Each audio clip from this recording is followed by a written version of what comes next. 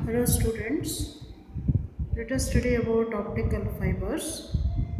The optical fiber is a hair thin cylindrical fiber of glass or any transparent dielectric medium. Now let us study the history behind it or the introduction. John Tyndall in 1870 demonstrated that light can be made to travel in a curved path using a narrow stream of water. The principle involved in this demonstration is total internal reflection. Though the light travels in straight line, it can be made to travel along curves also by the phenomenon of total internal reflection.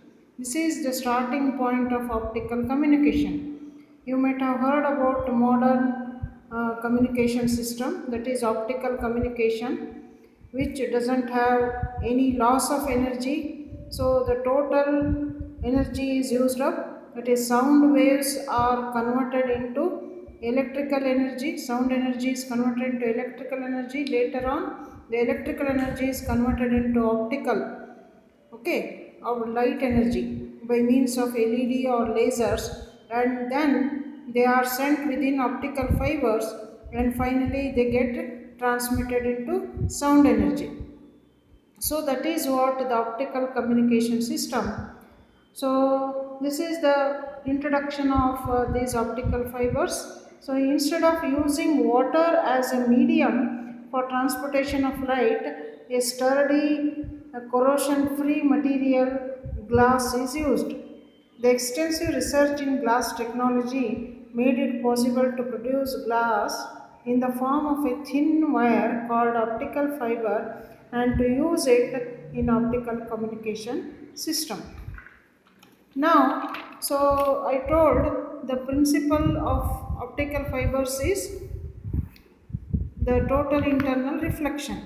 So, what is this total internal reflection? You have already studied the reflection as well as refraction of light.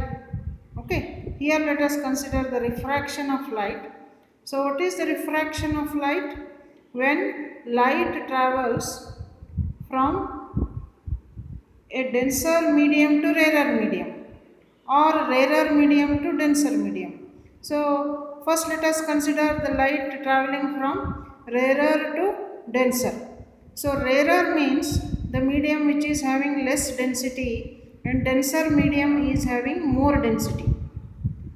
So, in rarer medium, the light velocity is more, and in denser medium, the light velocity will be decreased.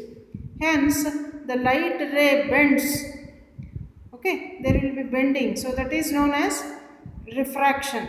So, when it enters from rarer to denser medium, it bends towards the normal.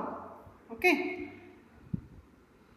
towards the normal because the velocity decreases. Okay, but in case when the light enters from denser to rarer medium, what happens?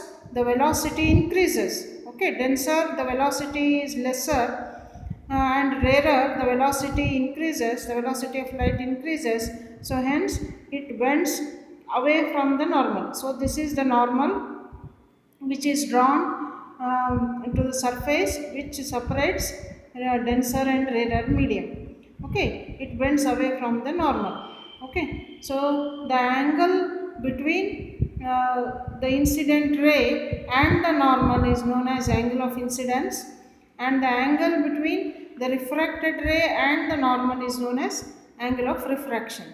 Okay, so now when this angle of incidence goes on increasing, this angle of refraction also will be increased.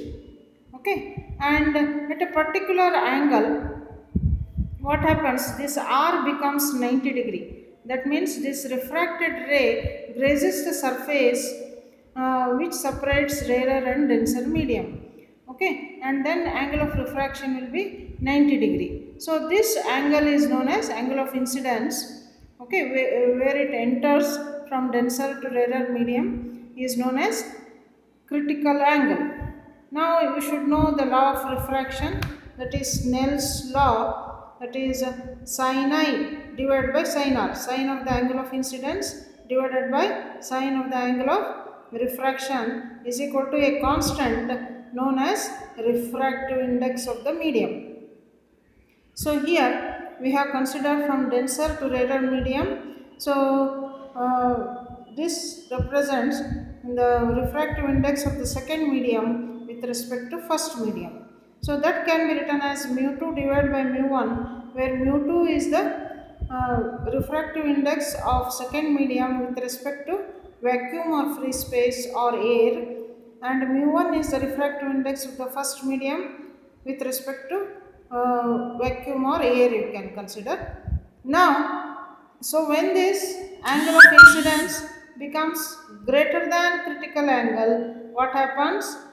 This angle again it increases and it comes within the same medium, or it gets reflected within the same medium, and that is known as total internal reflection. Okay, so here for critical angle I have written the Snell's law. So we got sin C is equal to mu2 by mu1. Why I have written n1 and n2 here? Because we can represent the refractive indices for n1 and n2 also. Okay, next, so the same principle is used in the construction of optical fibers, where the light enters and this angle, acceptance angle, this is known as acceptance angle, that I will tell later. So the total internal reflection takes place and total energy is traversed within the material only, within the optical fiber only.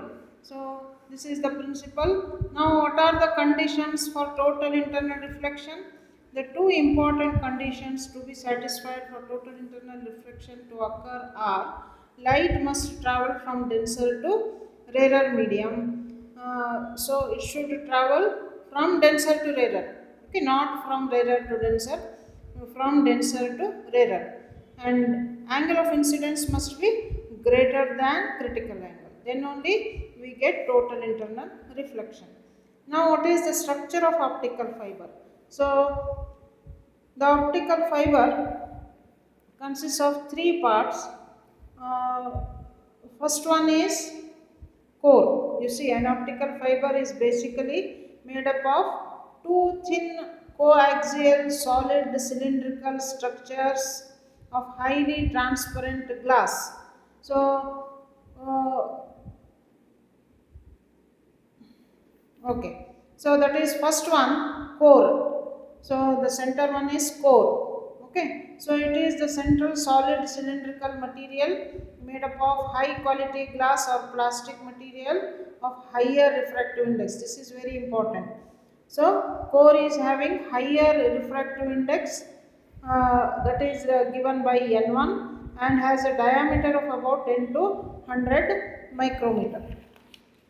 Okay, so now cladding, you see this is the three-dimensional structure. So this becomes the core, and cladding. The core is surrounded by a thin layer of glass or plastic material of lower refractive index.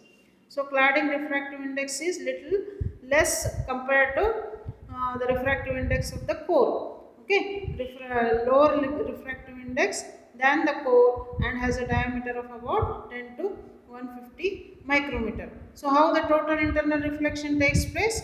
When the light enters from core to cladding, because core is the denser, okay, which is having higher refractive index, and cladding is having lower refractive index. So when it enters from denser to rarer medium, so at a particular angle, when the angle of incidence is greater than critical angle, we get total internal reflection. So this is the outer buffer jacket, so that is known as protective jacket. The cladding is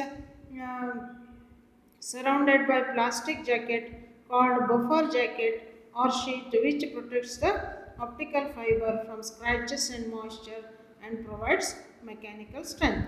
Now what is angle of acceptance? You see here there are three diagrams.